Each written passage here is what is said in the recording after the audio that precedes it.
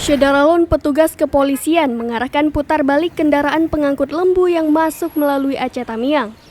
Kebijakan ini buntut dari penyebaran penyakit mulut dan kuku atau PMK yang menyerang seribuan ekor lembu di Aceh Tamiang. PMK atau dikenal juga sebagai Foot and Mouth Disease atau FMD dan Aptai epizootica adalah penyakit hewan menular bersifat akut yang disebabkan oleh virus.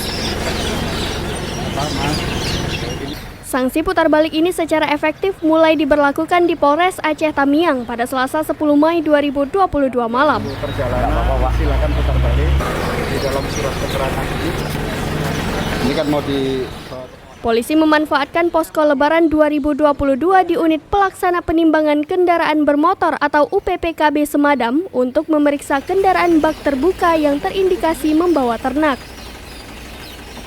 Kapolres Aceh Tamiang AKBP Imam Asfali mengatakan penyekatan ini sesuai dengan arahan Kapolda Aceh dan surat edaran Bupati Aceh Tamiang untuk mengantisipasi penyebaran PMK. Kita memfungsikan pos checkpoint ini, kita juga melakukan penyekatan terhadap binatang ternak, khususnya sapi. Kenapa? Karena memang sudah ditemukan bahwa di Kabupaten Aceh Tamiang kan sudah ada yang terjangkit atau terinfeksi, sehingga kita tidak menginginkan ini terjadi penularan baik itu keluar maupun di wilayah Kabupaten Aceh Tamiang sendiri.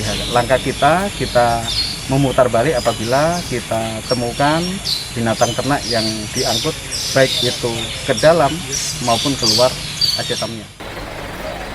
Di hari pertama penyekatan ini, petugas mendapati satu mobil pick-up yang mengangkut seekor lembu dari Pangkalan Susu, Sumatera Utara dengan tujuan Banda Aceh.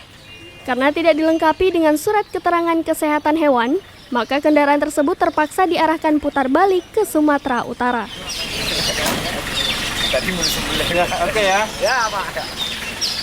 Dari Kuala Simpang, Rahmat Wiguna, Serambi On TV.